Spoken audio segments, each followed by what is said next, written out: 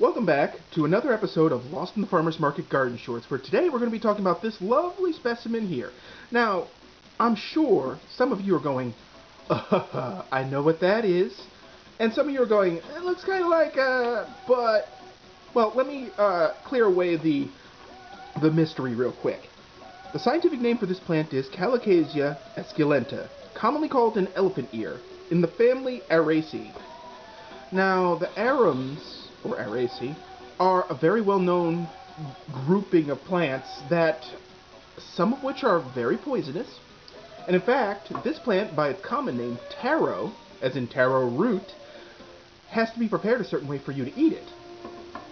Now, it's native to southeastern Asia and India. It's hardy in USDA zones 9 through 11. It prefers a soil pH of 5.5 through 7. Its exposure is partial shade, and its width and height, its width can be up to 4 feet tall, and its width 4 feet tall, and its height 2 to 4 feet. Now, I'm just going to say these leaves don't look much like an elephant's ear in my opinion, but I think that has more to do with the size of the leaves. Now, getting into that cooking business, as I said, its other name is taro. That is its common name. Now, you might remember taro from its first real emergence on the American market under Taro Chips, which was touted as the healthy alternative to potato chips, assuming you didn't suffer gastrointestinal consequences from what they fried them in. Go figure. Well, anyway, yeah, I remember in the late 90s when they appeared at Whole Paycheck, which is what I call the Whole Foods market, because your whole paycheck's gone within 5 minutes of entering the store. But anyway, I digress. So, the Araceae family has some other famous members in it, I should point out. So this plant is related to calla lilies, jack-in-the-pulpit, peace lilies, and caladiums, all of which are garden plants that are commonly grown. Jack-in-the-pulpit is perennial here, as are calla lilies in certain preparations here in Zone 8A. So that's that. It may have relation to other things, but those were the immediate ones that I could verify for this video. Now, the problem with taro, as nice as it is that it's considered an invasive in the Gulf Coast because it's warm and it has nothing that can deal with it. The only thing that's really eating it are people, and there's a reason for that. We know to prepare it right, and I believe that's in several changes of water. I don't know about you, but I've never seen a wild boar cook anything, so there you go. The arums are notorious for their poisonous and or toxic compounds that protect them from grazing. So this one's no different. And actually, when you get into it, a lot of our houseplants are arums, ultimately, and they have the same things which make them dangerous for pets. Now, I don't know if elephant ear is dangerous for pets in our climate, in our current situation or not. I just keep it away from the critters and err on the side of safety. And I urge you to do the same too. Now, here's the thing. The roots are the edible part, but as I said, they must be specifically prepared. Now, the nutrition on this is 116 calories per cup, 22% of your daily allotment of B6, 21% of your daily allotment of carbohydrates, 19% of your daily for copper, 17% of your daily for manganese. What up, manganese?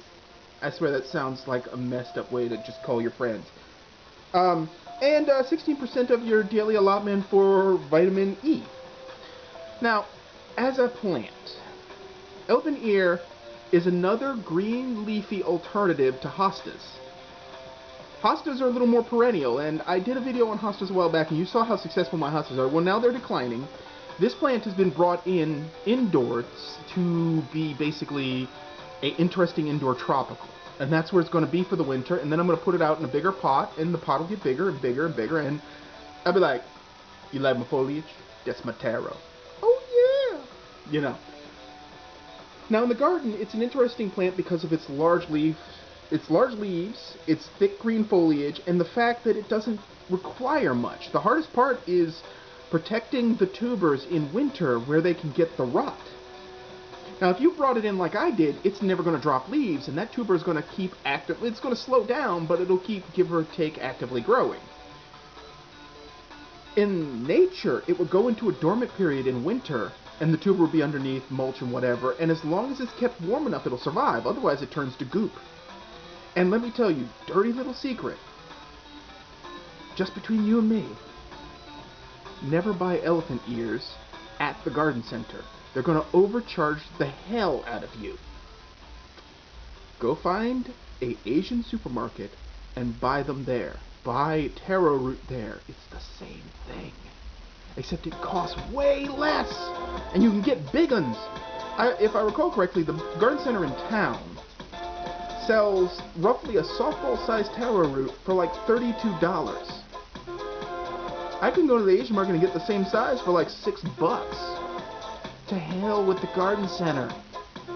Think outside the box, baby. Now, there it is. So anyway, why should you grow this? Well, if you don't have luck with hostas, and leopard plant or bear's britches or any of the other shade-preferring plants don't do it for you, this one's easy, and plus, you can harvest leaves at the end of the season and compost them.